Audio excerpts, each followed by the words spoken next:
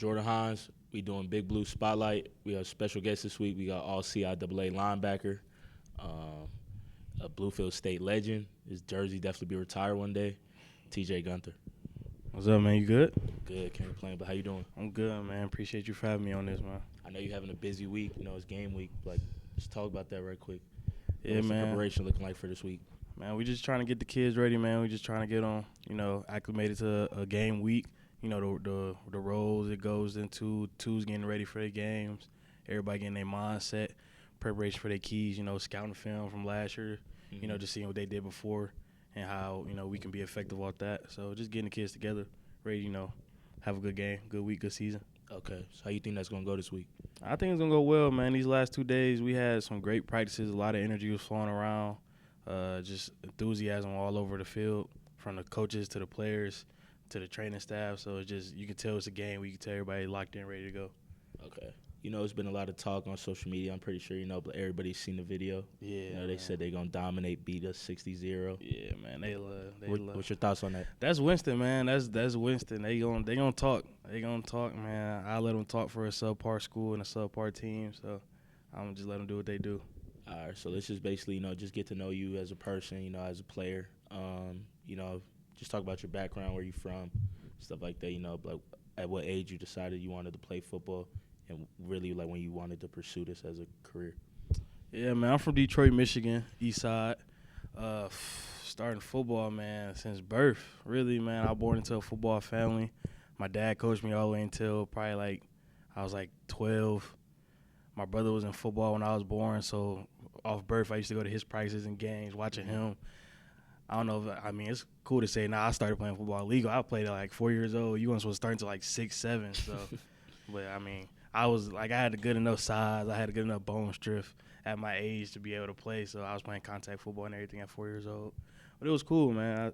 I think it helped me develop into the person I am now. So. Okay. Just pretty much, throughout high school, I know that down there in Detroit, the bigger high schools are King, Cass Tech. Yeah. So just, why did you decide to go to your high school?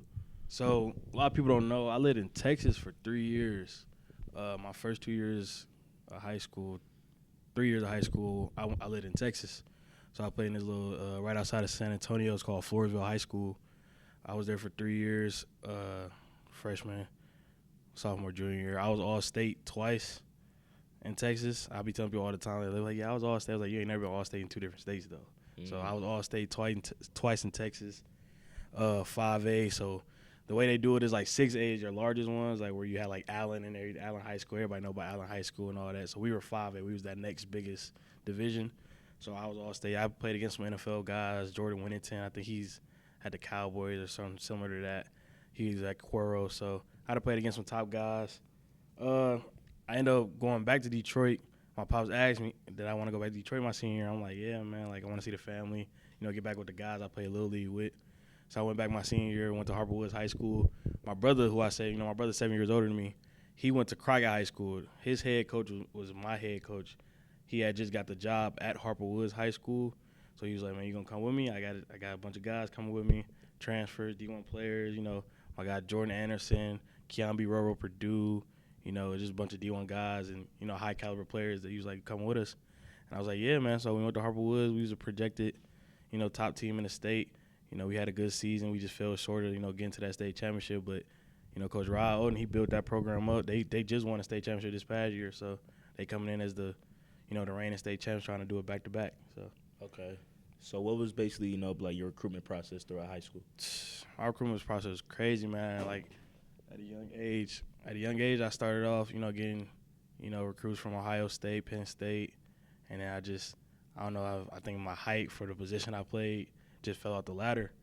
Like I said, I was all-state in the state of Texas. That ain't easy to do, state of Texas. So it just fell short. And then, I ended up going to Edward's University, D2, SEAC conference out in Jacksonville, Florida, where I played there. I was started as a true freshman, played 10 out of 11 games. I didn't play one game due to a sickness.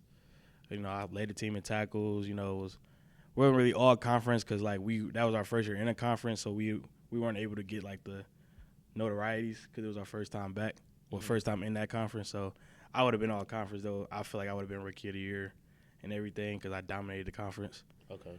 And then I ended up transferring to Lawrence Tech back home in Michigan, Southfield, Michigan, under head coach Avante Mitchell, where he's now at Olivet Nazarene. But, he was just a guy who recruited me out of high school at another D2 school that the price, D2 football, you got to think about the money. It ain't no full-ride scholarships all the time. So he was a great coach, great guy. Just with the school he was at before, I just couldn't deal with the funds to go to school there. But I came back. He went to Lawrence Tech. Came back. He got me right. Played there for a year, balled out. We ended up actually playing against Bluefield State. Their first game back, came here and met, Coach Coxum, dominated them, beat them, sadly. But, it is what it is. And then a lot of people don't know I got in trouble at school. Ended up getting kicked out of Lawrence Tech, man. And Coach Coxum, Coach Rob, they brought me in, Bluefield State, man, and just they've been family ever since. Okay. So I know, the first year you came here, you did pretty decent. But last year, which was your senior year, you had a, all CI season, but 46 tackles, but 23 sacks. Just talk about that and pretty much what was your mindset, just going into your last year? Man, so when I got here, my first year here, I didn't think I was going to play. I told Coach Coach throughout the recruiting process, I was like, look, man, I know I just got kicked out of school, so I probably won't be eligible. I come in as a scout guy, get my grades together, get ready for the next year. Somehow through the NCAA, they got me eligible. I had a subpar season, something that I wasn't, acceptable with. I wasn't comfortable with that type of season that I had. So I just once that off season hit, I just got in that lab, got right to what I do, focus on, techniques, getting in shape, and then came out my senior year, got hurt week 3. Could have just redshirted the whole year, a injury redshirt, and just came back. But I don't know, I feel like I put too much work in over the season with the guys to not finish it with them, no matter what the record was. So, I came back, overcome the injury, and finished my season. My first game back from my injury, I was linebacker of the week. I think I had 12, 13 tackles, 3 sacks, and everything, a couple pass breakups against an undefeated team, Virginia State. So it was cool. Okay. Yeah. So back to that Virginia State game. Because I looked, you had 11 tackles, 2 sacks. But so what was your mindset going in there? Because I know it was a rainy game, it was cold.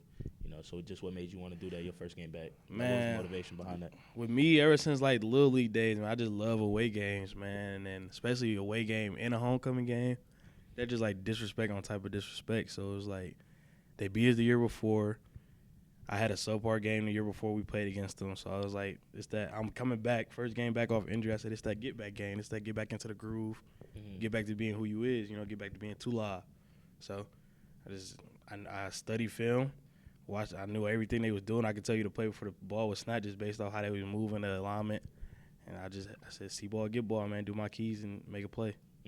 So how was that, just being the leader on a team that was the number 1 defense in the CIAA? Man, it was cool. It was a lot of respect for me. But the respect didn't come from TJ just yell and this and that. They seen that I put in the work, and they seen okay, if I can do this TJ, then we can always be great. To this day, people ask me, TJ, what you do to, to be so successful, or what type of extra work did you put in? And they be thinking oh, you got to get in that weight room, grind. That's part of your athletic ability. Anyway, you got to grind that weight room, but it's all the mental. You got to take the mental reps when you're not in, and the backups in, or the scout team in, and you just watching, seeing your keys reading from somebody else's perspective and not, from the first person perspective is different, because then you're going to be able to know how to move with it. Football is really it's a lot of reaction, but it's a lot of technique. As a linebacker, you're going to get, 300-plus guys coming up to you. You're not going to be able to run through them all the way, so you're going to have to be a little finesse system. Just like hooping, you're going to have a finesse finish. You're going to have a tough finish. It's the same thing in football. You're going to have to, sometimes you got to go through a face. Sometimes you got to finesse around somebody. You feel me? So, following a great season, you would mention all CI second team, how did that feel? It was cool, man. I feel like it wasn't enough, but I feel like, for a person who really only played 4 to 5 full games out of a 10-game season, all second team all conference linebacker, that's unheard of for real. So for the coaches and the other players from different schools and universities had that respect for me. I appreciate them, and I always look out for people. And then after that, you got invited to the HBCU pigskin All-Star game. You're the first ever Bluefield State history that had that happen. But how did that feel? And what was it like out there for that week? It was cool. So the first one I actually went to was the FCS Bowl game. It was down in Daytona Beach, with a bunch of FCS schools, a couple of D2 guys.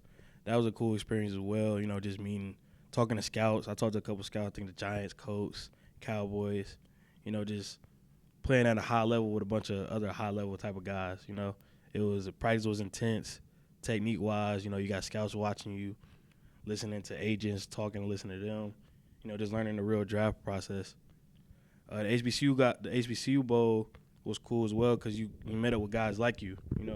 Minorities. Coming from an HBCU school, HBCU conference, that level of type of play. Like everybody know HBCU ball. That's that grimy ball. That's that everybody trying to make it type of ball. Some people they came from bigger schools and went down to HBCU level, and now they just trying to make it back or they trying to be successful in that type of area. So I think it was good. It was a great experience, man. We had a lot of fun. I still connect with some of the guys I met from there, man, from all types of, you got FAMU guys, Bethune-Cookman, man, Jackson State, from all the way to Tuskegee to, Bowie State and everything. So, I mean, we connected well with them guys, man, and just built the bridge together. Mm-hmm. And then after that, like you obviously declared for the NFL draft. Mm-hmm. So what was that process and what was going through your mind just throughout that whole process? Because not too many people had the opportunity to do that. Yeah, man. I mean, obviously I didn't, get it selected or anything, and I'm still going through a process, trying to, maybe find a CFL route or USFL. I think, USFL, arena ball route with current agents that I'm with. But it's cool. It was a cool process, man. It's different. Like, you really get up in front of them scouts. They ask you questions. They really know who you are already. Like, they done did their research. They know who you is. They done talk to people through your community.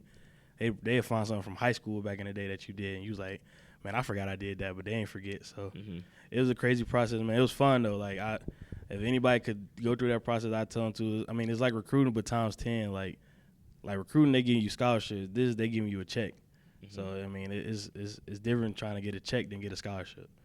I tell you that. But it was a fun process. I'd do it again. I mean, I tell anybody, like, hey, you got the opportunity to go into your name in the draft, get an opportunity to go in front of scouts, do it, man. Like, it's a once-in-a-lifetime experience because, like you said, not everybody get that.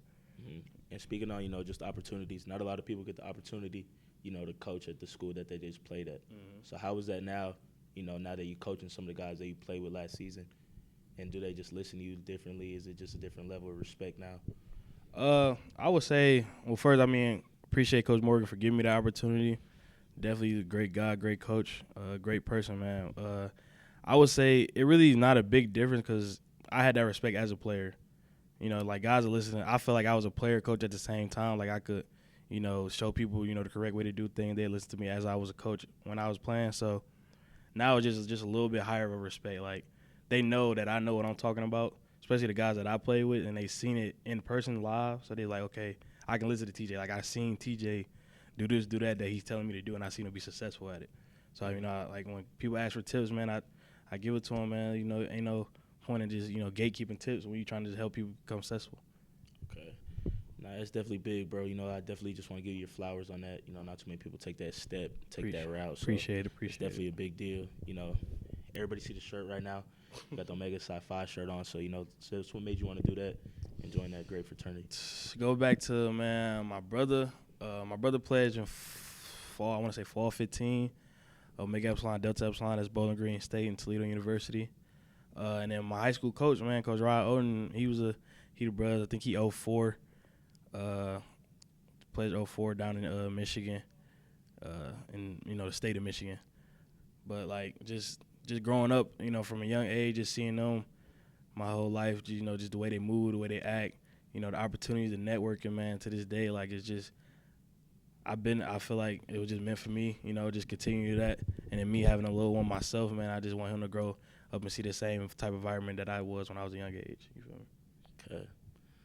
That's pretty much it, bro. I appreciate you coming on. Mm-hmm. It's the first guest. You're in the history books now. Once again, I know you're in a lot of history books out here. You do a lot of things, first to do a lot of things. Now you're the first to do this, bro. I appreciate you for coming on.